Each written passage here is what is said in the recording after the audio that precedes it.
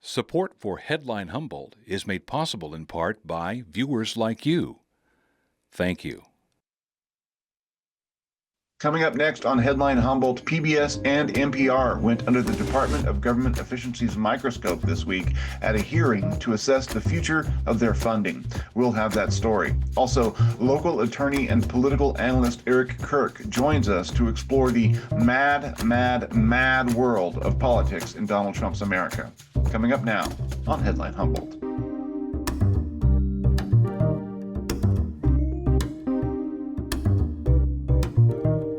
From the top of Humboldt Hill, this is Headline Humboldt. I'm James Falk. Thanks for joining us.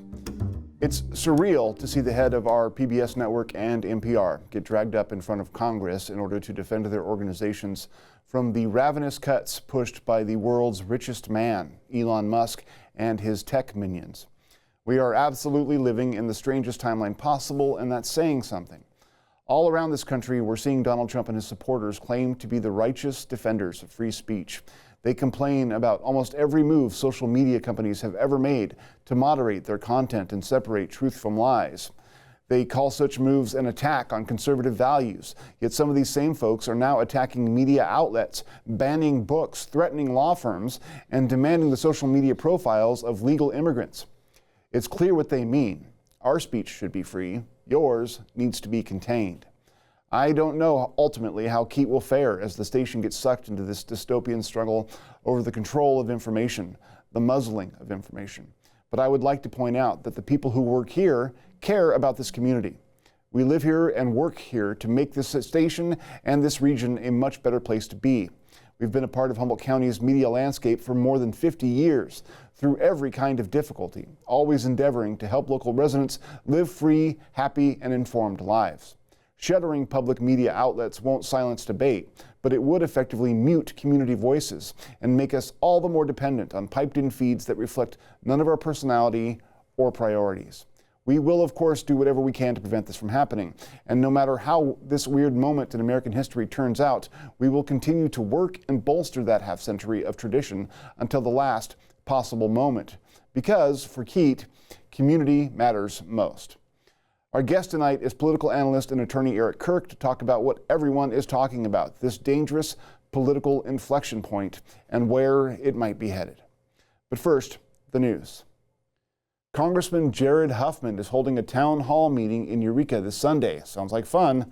Starting at 1 p.m. at the Adorney Center. Representative Huffman will provide an update from Washington, D.C., share plans as ranking member of the House Committee on Natural Resources, discuss the new Trump administration, and take questions from participants.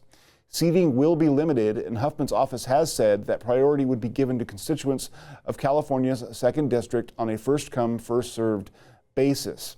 As of our air date, the RSVP deadline for in-person attendance has passed, but folks can also watch online at www.accesshumboldt.net/watch or on cable public access channels. For more information, visit Huffman's social media sites on Facebook and elsewhere.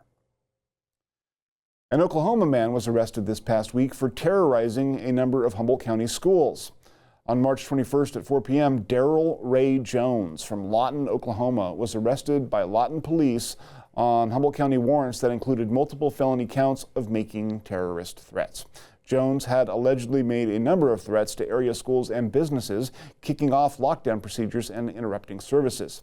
Jones was taken into custody without incident near Cache Road in the city of Lawton and was booked into the Lawton City Jail. He will be extradited to Humboldt County. His alleged threats, which were ultimately deemed non-credible by local law enforcement, prompted lockdowns at several local schools and spread fear. Just this past week, Arcata High School, Coastal Grove Charter School, Pacific Union Middle School, and Jacoby Creek School were all shut down. Eureka High School has apparently been impacted several times. According to the Times-Standard, a former classmate of Jones says he was a student at Jacoby Creek Elementary School in Bayside in the early 2000s. Since then, they said, Jones has developed a public enthusiasm for guns and other radical positions. The Times-Standard reports that a Darrell Jones attended the school in 2006, but was not able to confirm that it was the same person. Jones's social media accounts display several pictures of Jones with a large cache of weapons, including a shotgun, several pistols, and an assault rifle. In a fiery hearing before Congress, the CEOs of NPR and PBS defended their programming from attacks by GOP Congresswoman Marjorie Taylor Greene and other Republicans on the Department of Government Efficiency subcommittee. Greene and others characterized the networks as pandering to rich, white, left-wing progressives. Both Paula Kerger from PBS and Catherine Marr from NPR defended their reporting and programs, though Marr did say it was a mistake to not cover Hunter Biden's laptop more aggressively. She also said she regretted tweets she made about the president in 2020, where she called him a sociopath. Kerger pointed out that the programming Greene most vehemently objected to about a trans individual was aired in an adult block of programming not directed at children. And under questioning from Congressman Stephen Lynch, Kerger pointed out that PBS Kids is in fact the most trusted brand of educational children's television in the country. When Congress adopted the Public Broadcasting Act of 1967, it did so because it thought at the time that federal dollars were needed to provide objective news and education content to the entire nation, including rural residents who lived off the grid. Fast forward a few decades, and a lot has changed. The invention of the internet, for instance, and social media. It's made news and information widely available to those living in remote areas. Americans are increasingly consuming digital media and podcasts. The audience of public radio and television is declining. And I know this because I represent a rural district where farmers listen to podcasts and internet-based news while they drive their tractors. At the same time, NPR and PBS have increasingly become radical left-wing echo chambers for a narrow audience of mostly wealthy, white, urban liberals and progressives who generally look down on and judge rural America. Ms. Kerger and Ms. Marr, can we talk a little bit about the educational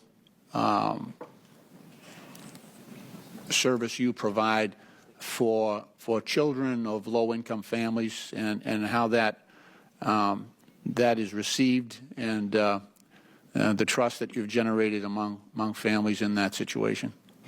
Yes, a significant part of our broadcast day is devoted to programming for children. We focus on preschool. That goes back to the legacy of Fred Rogers, who believed that media could be a tool to help to instruct children as well as a tool of entertainment. Our programming is focused on core skills that kids need to develop before they enter school in math and in learning numbers and in learning letters, so that kids that don't have the opportunity to be in a formal pre-K program have a chance to walk into school for the first time on equal footing with kids that have more opportunity. And that's the heart of what we think about in the programming that we develop for kids. Now, I know you've done independent groups have done assessments on trust, the trust factor that parents have on PBS Kids, which is one of your most popular services. Can you talk about that? Yes. Where did you come in terms of the comparison to other stations? Yeah, we are the most trusted media brand. In fact, Parents Magazine this week just ran the results of a study that was done on Daniel Tiger's neighborhood, actually looking at 16-year-olds that remember some of the basic skills they learned as small children. And what we're focused on is to make sure, again, that every child has the opportunity to learn and be excited about the world around them when they enter a school for the first time, and to give them those core basic skills that we can see they carry forward in life. There's a lot we should be discussing right now at this hearing. We've, of course, had some pretty shocking security breaches that we're just learning about through a lot of our national security officials.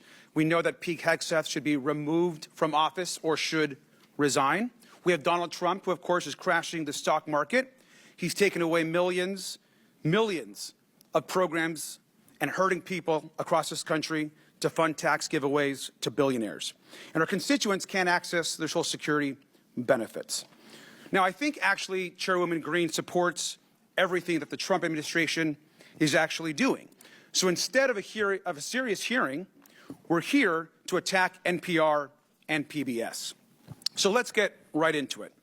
Now, Ms. Kirger, the American people want to know, is Elmo now, or has he ever been, a member of the Communist Party of the United States? A yes or no? No. Now, are you sure, Ms. Kirger? Because he's obviously red. The hearing was entitled Anti-American Airwaves, Holding the Heads of NPR and PBS Accountable. Key TV is a PBS affiliate. We'll be right back after the short break. Key TV is calling for community champions. Want to make a positive impact? Join our Community Advisory Board and help shape the future of your local PBS station, KEET. We're looking for passionate individuals throughout our viewing area, including Crescent City, Willow Creek, Southern Humboldt, and beyond, especially those from diverse backgrounds. Meetings are quarterly and held online. Visit keet.org to learn more and make a difference today. Ever wonder what happens to your car when you're done with it? Will it be taken care of? What if donating could give you access to more of the television you love? We'll use the proceeds from your donated vehicle to help fund your PBS station and give you access to our most popular member benefit, PBS Passport. With Passport, you can stream a massive collection of drama, mystery, history, music, and art programs. You're going to love it. Complete the easy online donation form today and we'll take care of the rest. And thank you. Joining us now in studio is Eric Kirk, local attorney and political analyst. Thanks for joining us. You bet.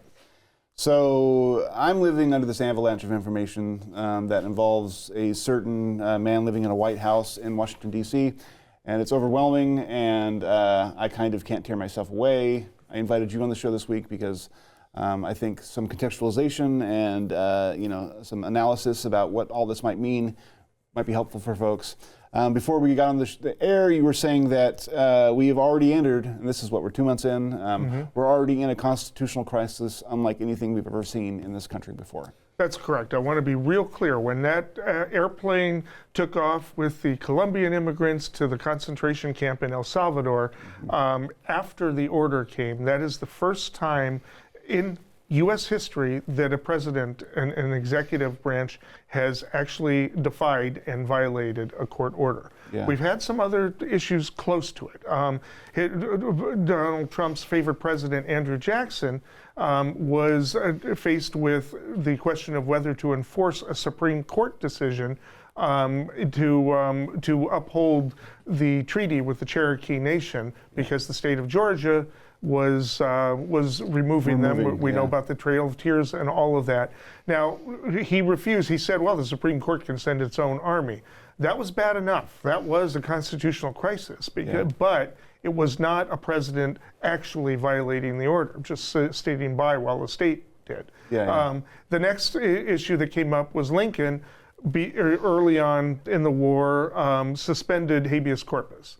Congress has the power to do that, not the president. So there was a little bit of time there where he was actually in violation of the Constitution, but Congress rectified that by passing it retroactively. And at least it could be argued that in that situation, it was truly a national security issue. Emergency, but still the president didn't have that, and we've clarified that. The next that comes up is Nixon, for a while refusing to turn over the tapes, but eventually he caved and turned them over.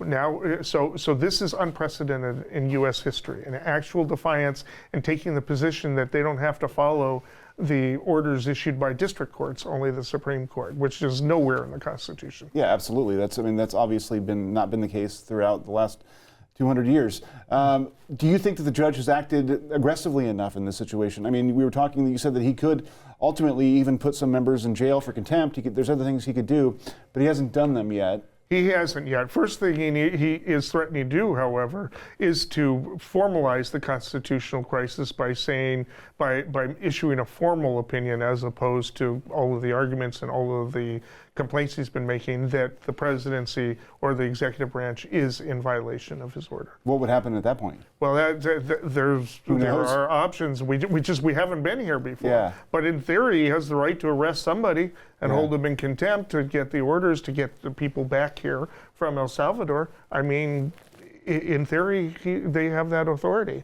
Is this in any way kind of something that could ascend to the upper levels of the judiciary? I mean, like in terms of the Supreme Court, or are they out of this just because it's not their order? This is the thing. Right now, Bondi has accused the Attorney judges General of being Pam Bondi. Attorney General has accused the judges of being radical leftist activists. But some of the people making these decisions are actually Republican appointees, and when it got up to the circuit... Not that matters. Right, no, it just shouldn't matter at all, right? No, but that's it. These injunctions are coming. I think there are like close to 40 of them now, right?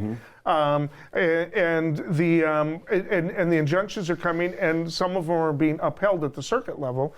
And for instance, the one about birthright citizenship. All right, that actually looks like it's going to be rejected by the Supreme Court even, but it was rejected by a 3-judge panel of the circuit court that included a Trump appointee and a Bush appointee and an Obama appointee. Yeah, and that's another constitutional issue, right? Because it basically says that's right. that no more would there be citizenship for people who were born in this country, and that's not something that the president should be unilaterally allowed to decide. He doesn't get to overturn the 14th Amendment on an executive order. Yeah. And I don't want to get into all the details about it, but his legal reasoning is wrong. Yeah. Even if you apply originalism, because there was no such thing as illegal immigration in 1868 or whenever the thing was ratified. Yeah. So it could not have been considered as an exception. There are 3 exceptions, and I won't get into that. But it's of the 3 judges down at the district court level, there are 3 injunctions that have been combined for the appellate record, and these are just initial injunctions, temporary restraining orders, basically. One of them was a Reagan appointee, right? I mean, it's just it is so far gone that he claimed, but he did take the position the last time around that he could issue an executive order. He's being advised that way. Yeah. His advisors believe in the unitary executive, which is the whole theory that he can do basically whatever he wants. I mean, that's kind of the wash of it. Basically, they are saying that Thomas Hobbes' Leviathan, the supreme sovereign, should have basically the rule and not to be able to be questioned on certain matters. Yeah. Now, there have been some threats of consequences against judges that rule against them. I mean, you see Elon Musk going to X to say we need to impeach these judges. You see members of Congress following that advice and trying to make that happen. Is that realistic? Could that happen? Well, and what can Democrats or anyone else do to kind of, stop this kind of behavior? Because we're really in an... They can't. Essentially, if the Republicans are unified, they will get impeachment through, but they won't get 60 senators. So they won't be able to convict. It's exactly the same as a presidential... And in fact, I've been convinced that the impeachment process was not thought out by the drafters of the Constitution very well. It's a completely ineffective and politicized process. I don't even think anybody should even bother at this point. There should be constitutional amendments that have the judiciary at least have some control over at least the process. But you need 60 senators. You're not going to get them. All the Democrats will vote against it, and probably some of the Republicans too, who don't want to go down with the ship, who are in close states. Yeah. One of the interesting dynamics of all of this is that we've all seen how the Supreme Court has, moved conservative over the past several years, but it looks like there might be some sort of bulwark establishing there where Chief Justice John Roberts and Amy Coney Barrett and maybe a little bit of Kavanaugh are not necessarily totally bought and sold on MAGA. He made a rare statement saying you can't impeach a judge because you disagree with the decision. They need a crime, misdemeanor, or treason, right? And that's why Trump is starting to word things in this is treason, this decision is treason. And they have to do this because, first of all, even if the Supreme Court wanted to take all of Trump's cases to overturn them, they can hear maybe 150. I think on average they hear 135 cases a year. Do they want to fill up their docket with this stuff? I mean, they've got criminal cases, business cases, bankruptcy cases. They've got a lot of other stuff to deal with. Yeah. And so they don't want to be having to deal with this. And he's got these things against him. So that's why Trump is trying to intimidate judges. And by the way, intimidation is going even beyond that. He's doing what he did with his criminal trial, basically doxing, right? attacking the wife, the daughters, And there have been death threats against some of the judges, including Coney Barrett, by the way. Yeah. And so the way I look at it is there's basically the makeup is 3 liberals, 2 conservatives, 4 MAGA, with one kind of on the Kavanaugh kind of going back and forth between conservative and MAGA. Yeah. But it is a radical agenda, and there are unfortunately 4 people willing to toe a radical agenda. I expect that Roberts and Coney Barrett will probably uphold Trump more than they overturn him on this. I think they're going to find it, but probably not on the birthright citizenship issue. Yeah, and we can hope that on some of the more radical moves that he's made unilaterally, that there may be some containment at least on some of those ideas. The other thing I want to point out is there was an effort by Steve Wynn, a lawsuit against AP. He is a casino owner, right, and a big supporter Trump of Trump. ally. Yeah. And he was there was media coverage about a sexual conduct back in 2008. Excuse me, and he wanted to overturn New York Times versus Sullivan, which basically establishes that if you're a public figure and you're going to sue for defamation, you got to show malice. But if it's an issue of public interest, they have declined that case, and they declined a similar case 2 years ago. It appears that the Supreme Court majority does not want to overturn a New York Times versus Sullivan, at least not for now. Well, and it's such a complicated issue there, because conservatives largely decry any infringement on free speech, but not when it involves mainstream media. Like, they want to muzzle actual reporters, it seems like, and then allow podcasters to say whatever they want whenever they want. Yeah, but I think some of them have enough foresight to know, for instance, that if they lowered it from a malice to a negligent standard, Fox News would be in trouble. Yeah. And they've already been in trouble. Exactly. They've already paid millions. But that was going to be because they were worried about a finding of malice of it. You can prove malice, which is basically knowledge that of the falsehood or a reckless disregard for the truth. And Dominion, as we know, got like 800 million settlement out of them because they were worried they were going to be hit with that. But if it was just lowered to a negligence standard, Fox and the right-wing media would be in a lot of trouble. This was very short-sighted on the part of Steve Wynn. Part of these culture wars just get so in the weeds, but it's like so. I mean, it's fascinating to watch, even as I find it personally disgusting. Like with the AP basically banning them from White House press events because they won't call it the Gulf of America. Right. The reason why they're targeting AP is because AP is responsible for the AP Press Style Guide, which dictates basically how reporters across the country refer to things. So when the AP says that we won't change Gulf of Mexico to Gulf of America, it's telling journalists throughout the country that don't do that in your stories. Yes. And we won't do it on the wire. Right. And so it's actually a significant fight within the culture war to get the AP to buckle, and they're not. No. Which I deeply appreciate, especially given the fact that so many media organizations have chosen to settle or to not put up a fight.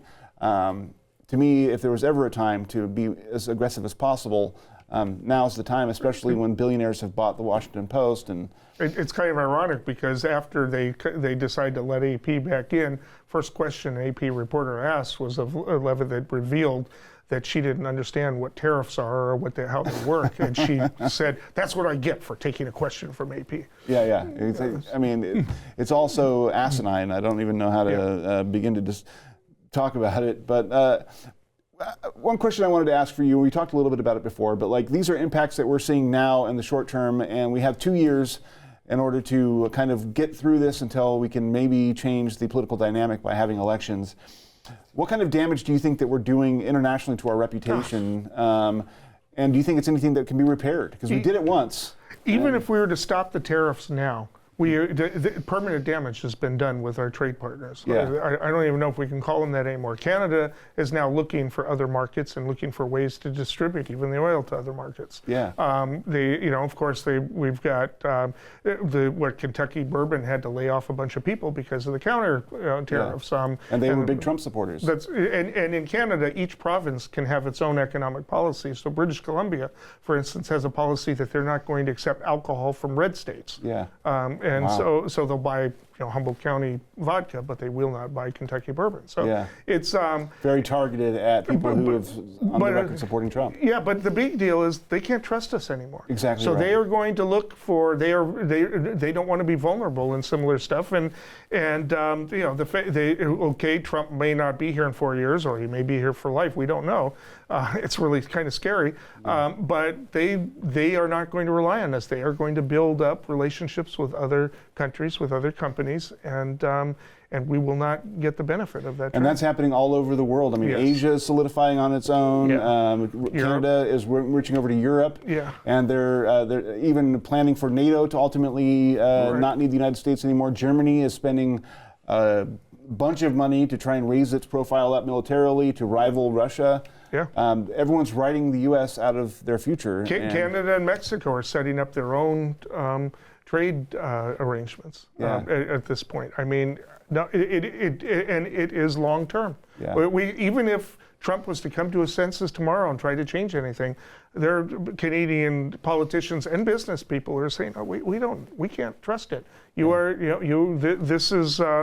At the same time that they're giving out travel advisories to maybe avoid coming to the United States because of the way they're being treated at the borders. People being and locked Germans up. have been locked up. Canadians, British, and Dutch. I mean, it's just and so this was it's not just people of color anymore. This is why you need solidarity. This is a classic one that people shouldn't when they're trying to protect immigrants. They need to understand that they'll go after the vulnerable communities first, but they'll come for you eventually. Exactly, and there's a poem about that. Yep, and the Germans learned that the hard way, I think. Yeah. Well, I appreciate you coming in and having this conversation with us. We're already pretty much close to out of time. But, I mean, I have to ask you realistically, are you worried about the next election? Are you pretty certain we're going to have one? What are your thoughts on that? Or is it going to be fair? If are we going to have to clean the rolls off? I mean, they're already making threats about how we should be conducting our elections. And he issued an executive order to try and reorganize how we're going to be holding elections. Yes, right. Which violates. He doesn't have the power. The 10th Amendment, but. I just don't know. I've seen signs of resistance. I mean, the AOC Bernie anti-oligarch tour has me really encouraged. 34,000 there, in Denver, and so I'm hoping that. I'm not encouraged by Schumer just disappearing basically and caving. I'm not encouraged by Newsom, showing up on podcasts and basically echoing right-wing Steve points. You're right. I mean, it's just I think that we need to make demands of our leaders. I do think Huffman has been pretty good. And so I encourage people to tune in at this point because it sounds like it's filled there. So. Well, thank you very much. I appreciate it. Thank you. We'll talk to you guys next week. Thanks for watching. Stay tuned. Stay informed.